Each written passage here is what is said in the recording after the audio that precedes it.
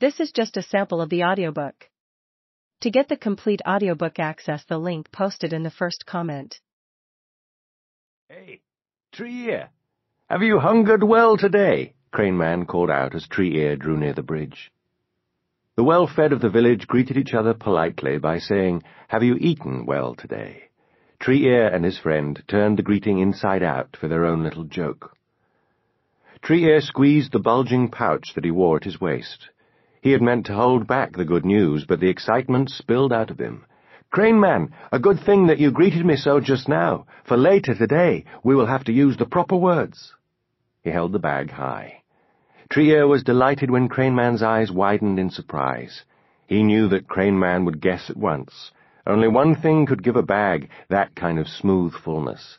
Not carrot tops or chicken bones which protruded in odd lumps. No, the bag was filled with rice. Crane Man raised his walking crutch in a salute. "Come, my young friend, tell me how you came by such a fortune. A tale worth hearing, no doubt." Tree Ear had been trotting along the road on his early morning perusal of the village rubbish heaps. Ahead of him, a man carried a heavy load on a jiggy, an open-framed backpack made of branches. On the jiggy was a large woven straw container, the kind commonly used to carry rice.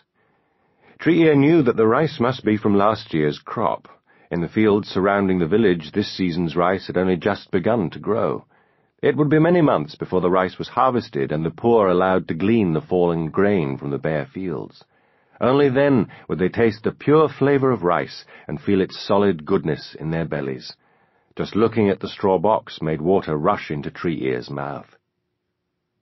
The man had paused in the road and hoisted the wooden jiggy higher on his back, shifting the cumbersome weight. As Tree Ear stared, rice began to trickle out of a hole in the straw box. The trickle thickened and became a stream. Oblivious, the man continued on his way.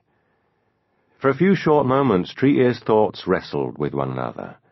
Tell him, quickly, before he loses too much rice. No, don't say anything. You will be able to pick up the fallen rice after he rounds the bend. Tree Ear made his decision. He waited until the man had reached the bend in the road, then ran to catch him.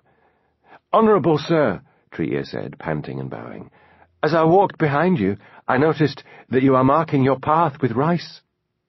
The farmer turned and saw the trail of rice. A well-built man, with a broad, sun-tanned face, he pushed his straw hat back, scratched his head, and laughed ruefully. "Impatience," said the farmer. "I should have had this container woven with a double wall, but it would have taken more time. Now I pay for not waiting a bit longer." He struggled out of the jiggy's straps and inspected the container. He prodded the straw to close the gap, but to no avail, so he threw his arms up in mock despair. Tree Ear grinned. He liked the farmer's easy-going nature. "Fetch me a few leaves, boy," said the farmer. Tree Ear complied, and the man stuffed them into the container as a temporary patch. The farmer squatted to don the jiggy. As he started walking, he called over his shoulder, "Good deserves good, urchin. The rice on the ground is yours, if you can be troubled to gather it." "Many thanks, kind sir," Tree Ear bowed, very pleased with himself. He had made a lucky guess, and his waist pouch would soon be filled with rice. Tree Ear had learned from Crane Man's example. Foraging in the woods and rubbish heaps, gathering fallen grain heads in the autumn, these were honourable ways to garner a meal, requiring time and work. But stealing and begging, Crane Man said, made a man no better than a dog. "Work gives a man dignity. Stealing takes it away," he often said. Following Crane Man's advice was not always easy for Tree Ear. Today, for example, was it stealing to wait, as Tree Ear had, for more rice to fall before alerting the man that his rice bag was leaking? Did a good deed balance a bad one? Tree Ear often pondered these kinds of questions, alone or in discussion with Crane Man. "Such questions serve in two ways," Crane Man had explained. "They keep a man's mind sharp, and his thoughts off his empty stomach." Now, as always, he seemed to know Tree Ear's thoughts without hearing them spoken. "Tell me about this farmer," he said. "What kind of man was he?"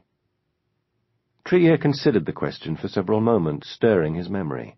At last he answered, "One who lacks patience. He said it himself. He had not wanted to wait for a sturdier container.